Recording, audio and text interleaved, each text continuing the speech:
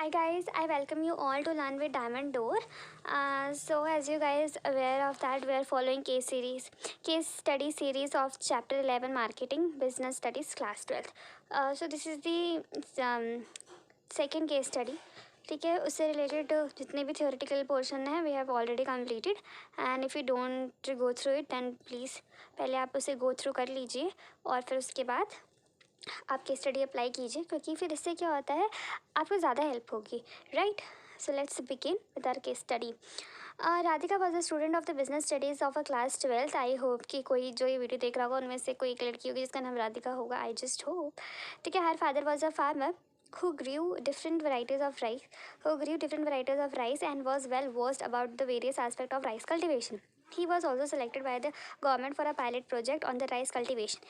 As a project work in business studies, she decided to study the feasibility of the marketing good quality rice at a as a reasonable price. Her father suggested her to use internet to gather consumers' views and opinions. She found that there was a huge demand for packaged organic rice. She knew that there were no predetermined specification in case of the rice, because of which it would be difficult to achieve the uniformity in the output. To differentiate in the product from its competitors, she gave it the name of Malabari organic rice and classified into the three different varieties, namely Popular, Classic, Supreme, based on the quality. She felt that these names would help her in product differentiation or explain the three functions of the marketing with reference to the above paragraph. तो क्या बोल रहा है, कुछ मुझे नहीं लगता आपको कोई दिक्कत आई होगी.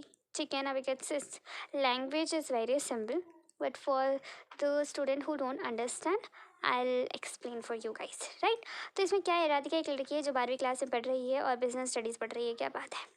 उसके पापा एक किसान हैं और वो बहुत तरह के राइस मतलब कल्टिवेट करते हैं, ठीक है ना. और गवर्नमेंट ने भी उनको पायलट प्रोजेक्ट के लिए सेलेक्ट कर रखा है. और राधिका को एक वो मिलता है, एक प्रोजेक्ट वर्क मिलता है. आपको भी शायद आपको भी प्रोजेक्ट मिले होंगे अपने 12th क्लास के लिए. उसको भी एक प्रोजेक्ट मिलता है तो बिजनेस स्टडीज़ के लिए. लेकिन उसने बोला कि क्यों ना मैं मार्केटिंग की फिजिबिलिटी चेक करती हूँ, मतलब क्वालिटी ऑफ राइस, मतलब कितनी इंटेलिजेंट लड़की है, कहीं बाहर जाना ही नहीं. जो पापा का बिजनेस है जो पापा काम करते हैं उसी को उसने प्रोजेक्ट बना लिया. हाँ, प्रैक्टिकल इट इज़, राइट. तो बीच में देखा होगा मैंने प्रैक्टिकल वर्ड भी यूज़ कर दिया था, क्योंकि मेरे को ये लाइन पढ़ते ही बहुत ज़्यादा अच्छा फील हो रहा था.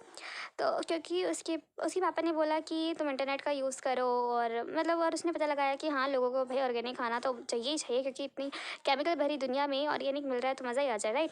तो अभी क्या उसको पता है कि स्पेसिफिकेशन नहीं है. अभी चावल का क्या है स्पेसिफिकेशन है ना, तो उसका मतलब उसका कोई खट्टा मीठा तीखा सोर बिटर तो कुछ टेस्ट तो है नहीं, तो क्या कोई स्पेसिफिकेशन तो नहीं है. तो शी न्यू कि इसमें डिफिकल्टी तो आने वाली है, लाइक क्योंकि सबके राइस सेम ही होंगे, जैसे आटा सबका सेम होता है, बट मुझे लगता है कि थोड़ा बहुत फ़र्क होता ही है क्वालिटी वाइज, ठीक है. तो उसने बोला कि क्यों ना मैं कॉम्पिटिटर्स से इसको थोड़ा अपना नाम, मतलब उसने अपने, क्योंकि राइस है ना, इट्स नॉट लाइक अ कपड़ा, it's not like something else, कुछ और नहीं. इसका आप फ्लेवरिंग डिफरेंट कर दो, ठीक है. चावल है, इट्स लाइक चावल आटा तो सेम ही रहेगा, सेम ही तरीके का वो दिखेगा भी.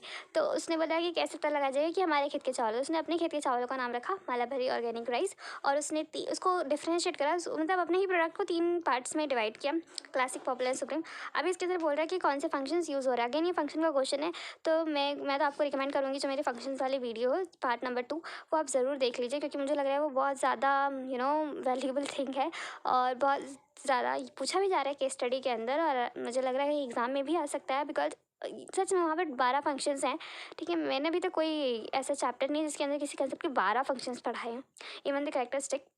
तो मुझे लगता है वो बहुत इंपॉर्टेंट है and the video that I make is worth it for you guys, right. तो अभी इसके आंसर तो बहुत ईजी है, इसलिए उसने इन्फॉर्मेशन पता करी ना. जैसे उसने बोला कि उसने उसके फादर ने बोला था आप इंटरनेट का यूज़ करो, उनकी कस्टमर के देखो, और मतलब उसने व्यूज़ देखो, उसने पता लगाया तो क्या गैदर्ड और एनालाइज द इन्फॉर्मेशन. फिर उसके बाद उसने देखा कि क्योंकि स्पेसिफिकेशन मतलब बहुत मुश्किल है, लेकिन तब भी उसने एक स्टैंडर्ड प्रोडक्ट निकाला अपने लिए, मतलब ग्रेडिंग करी है ना, grading with the class. You remember ना, जैसे ग्रेडिंग के अंदर हम ग्रेड 1 2 3, तो ऐसे क्वालिटी वाइज मैंने आपको राइस का ही एग्जांपल दिया था इस केस के अंदर. अगर आपको याद हो आप प्लीज़ रेफर करिएगा मेरी प्रीवियस वीडियो, ठीक है ना, फंक्शंस के लिए पार्ट 2. तो उसके अंदर मैंने आपको ग्रेडिंग के लिए राइस, जैसे कि चावल में, आटे में, राजमा, इस सब के अंदर हम लोगों को ग्रेड होता है, ये ग्रेड 1 का है, उतना ही महंगा रहेगा, वो उतना ही सस्ता रहेगा. और ब्रांडिंग करके यहाँ पे उसने नेम रखा है, तो आप प्लीज़ कंफ्यूज मत होइएगा. यहाँ पे ग्रेडिंग जो हमने ये 3 नेम है ना, पॉपुलर, क्लासिक, सुप्रीम, इन्हीं को ग्रेडिंग और स्टैंडर्डाइजेशन बोल रहे हैं, ठीक है ना. इसकी वजह से एक स्टैंडर्डाइजेशन आ गया ना, पॉपुलर को पॉपुलर मिलेगा, कुछ अच्छा होगा उसके अंदर, नेक्स्ट इज द ब्रांडिंग। उसने अपने प्रोडक्ट का नाम रखा है माला बरी, और ब्रांडिंग का काम ही क्या होता है, कॉम्पिटिटर्स से अलग दिखाना अपने प्रोडक्ट को, right. So this is the whole case study, and if you have any doubt then do comment below, ठीक है ना। और आई होप कि आपको केस स्टडी समझ में आ रही होंगी, आप उनके आंसर दे पा रहे होंगे, right. So do like share subscribe and I am very thankful to you. Okay, bye bye guys, take care.